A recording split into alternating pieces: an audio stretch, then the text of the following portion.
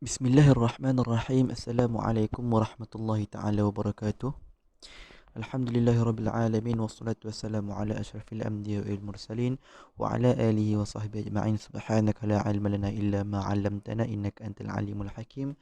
Wa la haula wa la quwwata illa billahil aliyyil azim. Alhamdulillah. Pada hari ini saya Ilyas bin Abdullah, ID meeting I181 02 dan 25, pelajar pengajian Islam di Universiti Sultan Azlan Shah, ingin berkongsi sedikit sebanyak berkenaan dengan tajuk perbincangan kita pada hari ini, iaitu Eliomat ataupun dikenali sebagai Eliomat. Okey. Siapa itu pemilik Eliomat ini? Ia merupakan seorang usahawan dan pendakwah Islam Malaysia yang berjaya, iaitu berbangsa Cina yang sudah memasuki Islam. Beliau terkenal dengan penampilannya yang berjanggut, berkopiah dan juga berkurta, serta pendekatannya yang sopan, malah menyantuni masyarakat fakir miskin, golongan terpinggir, remaja dan juga golongan LGBT. Namun begitu, beliau juga dikenali di dalam seminar motivasi kekeluargaan miliknya sendiri, iaitu Keluarga Sunnah, dan ia juga adalah pemilik rangkaian besar Pasaraya Eliomat. Okey, apa itu Eliomat? Mari kita mendalami pasaraya ini.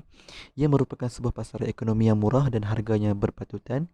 Ini mempunyai persamaan yang dibuat oleh pendakwah Abid Leo ini dengan menyatakan pandangan Islam yang menjadikan ekonomi dan tauhid adalah satu sifat Rabbani, yang mana ia melakukannya dengan niat kerana Allah Subhanahu Wa Taala atas dasar dan prinsip bagi keseluruhan ekonomi yang menuju kepada jalan Allah Subhanahu Wa Taala. Okey. Kemudian mari kita lihat faktor-faktor ataupun 4 kriteria yang ada pada Abid Leo Max ni. Yang pertama, ia mempamerkan ataupun meletakkan harga yang mampu milik kepada masyarakat untuk membelinya. Ia melakukan demikian dengan mengelakkan ataupun tidak menggunakan sumber yang haram bagi mengembangkan aktiviti dan ekonominya, malah tidak mengamalkan riba dan rasuah, dan juga menghindari perkara-perkara yang syubhah. Oleh demikian itu, ia meletakkan harga-harga yang mampu milik supaya masyarakat datang mampu untuk membeli sesuatu daripada pasarayanya. InsyaAllah dengan perbuatan yang demikian, dia akan mengembangkan lagi pasaraya beliau. Kedua, produk Muslim yang ada di dalam pasaraya beliau. Beliau juga memasarkan mempunyai beliau juga banyak memasarkan produk aktiviti Muslim dengan memasarkannya. Kerana apa? Kerana itu pasaraya beliau mendapat sambutan yang luar biasa disebabkan tauhid yang mengajarkan ekonomi bukanlah matlamat dengan tujuan kehidupan semata-mata, tetapi untuk membantu golongan yang memerlukan. Allah Subhanahu Wa Taala berfirman dalam surah Al-Baqarah ayat yang ke-22, yang bermaksud, dialah yang menjadikan bumi sebagai hamparan bagimu dan langit sebagai atap, dan juga menurunkan hujan, yakni air dari langit, lalu dia menghasilkan dengan hujan itu segala buah-buahan sebagai rezeki untukmu. Kerana itu janganlah kamu mengadakan sekutu bagi Allah Subhanahu Wa Taala, padahal kamu mengetahui. Oleh itu kita harus percaya bahawa rezeki itu milik Allah Subhanahu Wa Taala dan patut dikongsi bersama. Demikian itulah apa yang dibuat oleh Abid Leo ini, yang memasarkan barangan keluaran Muslim supaya kita mendapat dan berkongsi rezeki bersama. Yang ketiga, apa yang dikongsikan lagi dan apa lagi kriteria yang membuatkan Abid Leo ataupun pasaraya Eliomat ini mendapat sambutan yang sangat menggalakkan.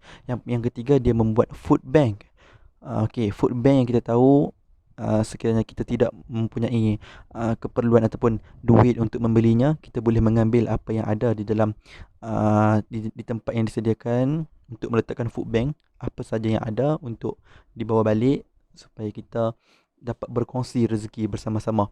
Inilah yang membezakan Pasaraya Abid Liu dengan yang lain, kerana beliau adalah seorang yang berhati mulia, malah dalam merangkakan pemikiran yang wajar dalam membantu masyarakat serta mengubah pemikiran dan world view bukan Islam dalam membantu masyarakat, bukan dari segi harta maupun pakaian, malah makanan juga harus dikongsi bersama. Allah Subhanahu wa taala berfirman dalam surah Al-Maidah ayat yang kedua, yang bermaksud, dan tolong menolonglah kamu dalam mengerjakan kebajikan dan takwa, dan jangan kamu tolong menolong dalam perbuatan dosa dan pemusuhan. Bertakwalah kepada Allah Subhanahu wa taala, sesungguhnya Allah sangat berat siksanya.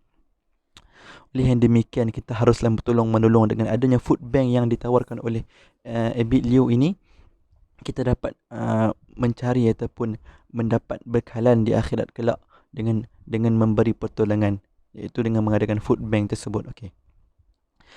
Apa yang seterusnya, iaitu yang keempat, ialah membuka peluang pekerjaan. Setelah sedia kita maklum bahawa dalam kondisi rakyat yang hilang pekerjaan disebabkan berlakunya pandemik COVID-19 ini, ada insan yang berhati mulia dengan membuka cawangan ataupun peluang pekerjaan kepada masyarakat yang terjejas. Dengan pembukaan Abid Liu Mats ini, niscaya terdapat banyak peluang pekerjaan yang ditawarkan, manakala beliau juga ingin membuka 10 lagi cawangan yang ada tidak lama lagi, insya-Allah. Namun begitu, kita dikhabarkan dengan satu berita buruk pada bulan Disember ataupun November yang lalu, yang mana baru-baru ini digemparkan dengan kes rompakan yang berlaku di Pasaraya.